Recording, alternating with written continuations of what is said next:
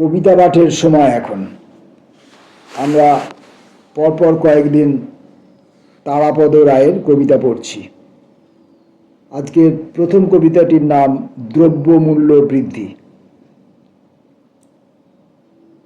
দ্রব্যমূল্য বৃদ্ধির প্রতিবাদে গতকাল বিকেলে যে মিছিলটি রাস্তায় বেরিয়েছিল তার ফেস্টুনের, বংশদণ্ডের এবং কাপড়ের আকার ও আয়তন গত বছরের তুলনায় এবছর অনেক কম। ফলে স্লোগানগুলিও কিঞ্চিত ছোট এবং এসবের কারণ হলো গত বছরের তুলনায় এবছর বাঁশ ও কাপড়ের দাম অনেক বেশি। দ্রব্যমূল্য বৃদ্ধির উপর বক্তৃতা দিতে যে প্রবীণ অধ্যাপক গতকাল বিকেলে বণিক সভায় এসেছিলেন, তিনি বললেন, আপনারা আমার পারিশ্রমিকটা 300 টাকা বাড়িয়ে দেবেন, জিনিসপত্রের যা দাম।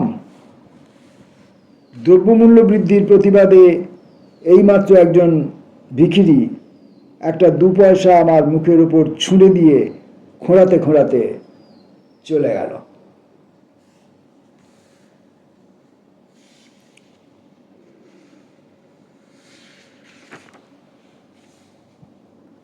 কালুর বাড়ি। কিছুদিন বেশ চুপচাপ, তারপর একদিন কালুর বাড়িতে কারা আসে বেল বাজে। আমি শুয়ে শুয়ে বেল শুনে টের পাই লোকগুলো সুবিধের নয়, আজ খুব হল্লা হবে কালুর বাড়িতে। আমি শুয়ে শুয়ে নাকে অমল স্কচের গন্ধ পাই, মাংসের কিমার বড়া, ডিম ভাজা। এরই মধ্যে একজন গেয়ে ওঠে, আমি অকৃতি অধম। সকলেই একসঙ্গে গেয়ে ওঠে, আমি অকৃতি অধম। কালু আর কালুর বউয়ের গলা আমি টের পাই। কালুদের আদিক্ষেতা বড় বেশি। বিছানায় শুয়ে শুয়ে আমি রেগে যাই, খুব রেগে যাই।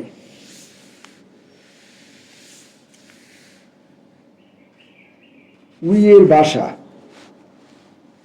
কার বাড়ি? এ কার বাড়িতে আজ কাদের উইয়ের বাসা? এখন কে ভাঙে? আমার নিজের বাড়ি, ছোট কোঠা, বড় কোঠা, উত্তরের কোঠা, ভাড়ার ঘরের পাশে ঠাকুমার ঘর। দূরে কোনোখানে এক বৃষ্টি ভেজা নদীর কিনারে আমার নিজের বাড়ি, নিঃসঙ্গ, একাকী। বৃষ্টিতে একাকী, ভেজে বড় কোঠা, ঠাকুমার ঘর। কার বাড়ি? এই কার বাড়িতে কাদের উইয়ের বাসা? এখন কে ভাঙে?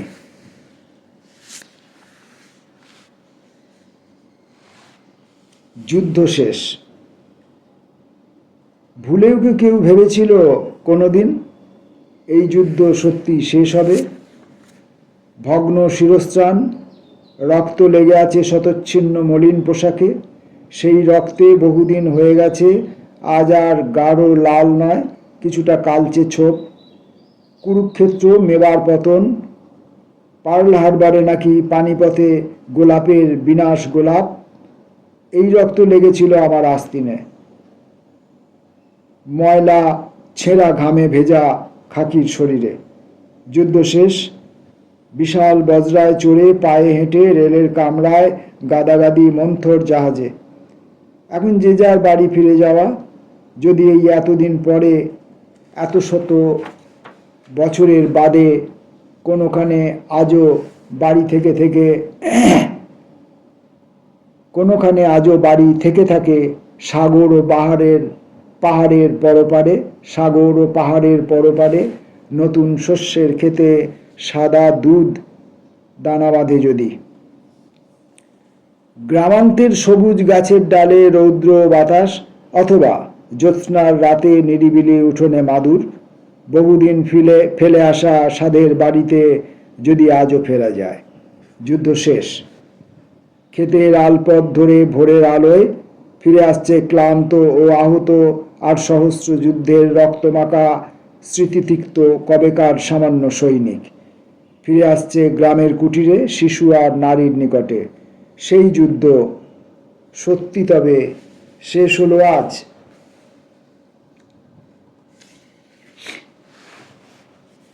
পরের কবিতা জবানবন্দি।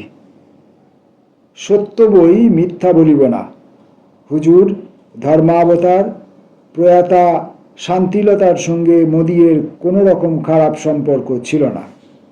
ইহা সত্য যে একবার মৌরি গ্রাম হইতে তাহাকে থলকমলের চারা আনিয়া দিই। আমাদের বংশে স্থলপদ্ম, বকফুল ইত্যাদি কিছু কিছু গাছ লাগানোর আশা নাই। হুজুর ধর্মাবতার আস্য কথাটির অর্থ বলা কঠিন। সোজা করিয়া বলা যাইতে পারে ওইসব গাছ লাগানো নিষেধ আছে। যা হোক, আশা ছিল প্রতিবেশিনী শান্তিলতা তার পিছনের বাগানে ওই গাছ লাগাইবে। প্রতিদিন সকালে আমার দক্ষিণের জানালা দিয়া থলকমলের শোভা দেখিব। শান্তিলতা তাহাই করিয়াছিল। আমিও নিয়মিত শোভা দেখিতাম। মনের অগোচর পাপ নাই। দুই একদিন শান্তিলতাকেও দেখিতাম। হুজুর ধর্মাবতার ইহা অপেক্ষা খারাপ সম্পর্ক তাহার সঙ্গে আমার ছিল না।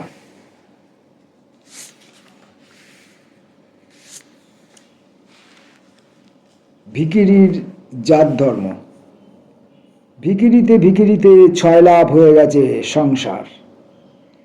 ভিখিরিতে ভিখিরিতে ছয় লাভ হয়ে গেছে সংসার। আমি সম্পূর্ণ কবিতাটা আগে কখনো পড়িনি, এখন পড়ব, ক্রমে ঢুকবো।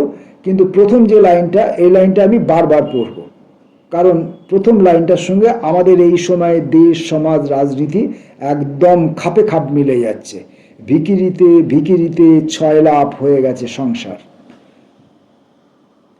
জাত বেজাতের ভিখিরিতে ছেয়ে গেল দেশ। এটাও মিলে গেল হুবহু। জাত বেজাতের ভিখিরিতে ছেয়ে গেল দেশ। জুম্মাবারের দুপুরবেলায় বড় নামাজের পরে নাখোদা মসজিদের সামনে চিতপুরের ফুটপাতে দেখলাম এক বোষ্টম খঞ্জনি বাজিয়ে হরিবোল হরিবোল করে ভিক্ষা করছে। এরও কিছু আগে কালীঘাট মন্দিরের রাস্তায় বুড়ি মেমকে দেখেছি বুকে ক্রস ঝুলিয়ে ভিক্ষা চাইছে। এবং তার আগে ও পরে সন্তপলের গির্জার দুয়ারে কানা ফকিরকে দেখেছি খোদা তায়লার নামে ভিক্ষা করছে। ঝড় আসে, বৃষ্টি হয়, রোদ ওঠে, রাস্তায় রাস্তায় ভিক্ষা করে জাত বেজাতের ভিখিরি। দিন আসে দিন যায়, ভাঙা এনামেলের বাটিতে টুং টুং শব্দ হয় খুচরো পয়সার। জাতে বেজাতে ভিখিরিতে আর ভিখিরিতে ভরে যায় দেশ।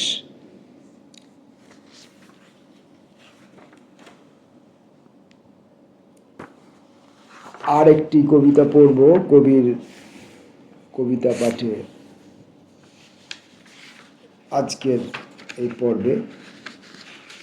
আরেকটি কবিতা পড়ব, দেখা যাক কোন কবিতাটি পড়তে পারি। এই কবিতাটি পড়ব, দিন আনি দিন খাই।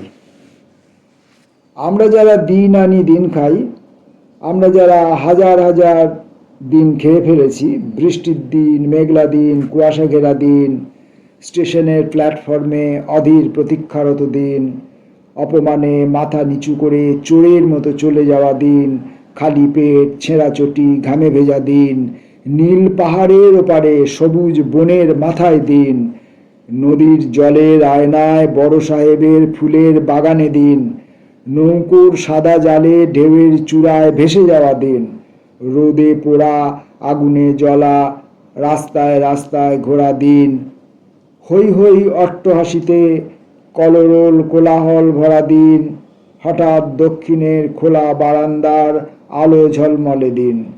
এই সব দিন আমরা কেমন করে এনেছিলাম, কিভাবে? কেউ যদি হঠাৎ জানতে চায় এরকম একটা প্রশ্ন করে, আমরা যারা কিছুতেই সদুত্তর দিতে পারবো না, কিছুই বলতে পারবো না, কোনো ব্যাখ্যা দিতে পারবো না কি করে আমরা দিন এনেছিলাম, কেন আমরা দিন আনি, কেন আমরা দিন খাই, কেমন করে আমরা দিন আনি দিন খাই। এই দিন আনি দিন খাই কথাটির একটি অর্থ, আর সেই দিন আনি দিন খাই কথাটিকে একদম ভিন্নতর অর্থে পৌঁছে দিলেন কবি আমাদের মস্তিষ্কের মধ্যে। এখন আমরা দিন আনতে আনতে এবং দিন খেতে খেতে সমস্ত দিন আমরা শেষ করে ফেলেছি। এখন আমরা গভীর অন্ধকারের মধ্যে কাল যাপন করছি। নমস্কার।